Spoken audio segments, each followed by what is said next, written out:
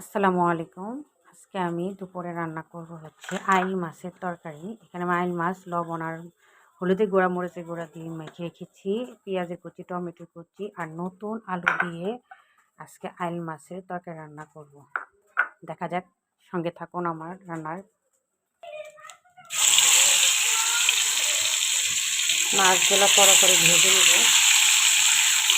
মাছ কড়া করে ভাজলে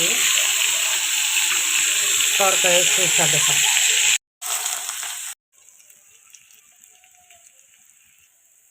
এই যে আদা বাটা, পেঁয়াজ, রসুন, লবণ দিয়ে কষিয়ে হালকা পানি দিয়েছি। হালকা পানি দিয়ে ভালো করে কষিয়ে নিয়ে গোল আলুগুলো দিয়ে দেবো। গোল আলুগুলো দিয়ে দেবো। টমেটো দিয়ে দেবো। এই যে আমার কষানো শেষ, মাছগুলো দিয়ে দিয়েছি। এখন এটা জাল হোক, জাল হয়ে একটু হালকা ঝোলা ঝোলা রেখে তারপর নামিয়ে ফেলবো।